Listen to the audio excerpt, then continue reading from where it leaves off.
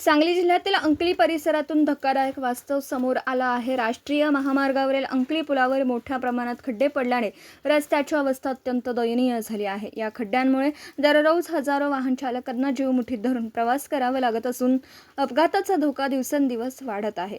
पुलावरील मोठमोठे खड्डे टाळण्याच्या प्रयत्नात अनेक वाहन चालकांचा तोल जात असल्याचं चित्र पाहायला मिळत आहे। विशेषतः दुचाकीस्वार, रुग्णवाहिका, शालेय वाहन आणि अवजड वाहनांसाठी हा मार्ग धोकादायक ठरत आहे। नागरिकांकडून आता खड्डे की मृत्यूचा सापळा असा संतप्त सवाल उपस्थित केला जात आहे। अंकली परिसरातील राष्ट्रीय महामार्गाचे काम आणि पुलाच्या दुरवस्थेबाबत यापूर्वीही अनेकदा तक्रारी करण्यात आल्या होत्या, मात्र संबंधित प्रशासन आणि यंत्रणांनी वेळेत दखल न घेतल्याने परिस्थिती अधिक गंभीर बनली आहे।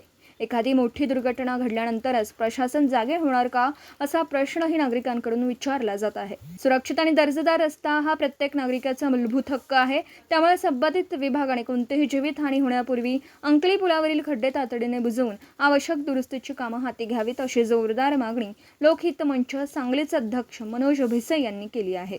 Bureau report, police times news, Sangli. Subscribe now and press the bell icon.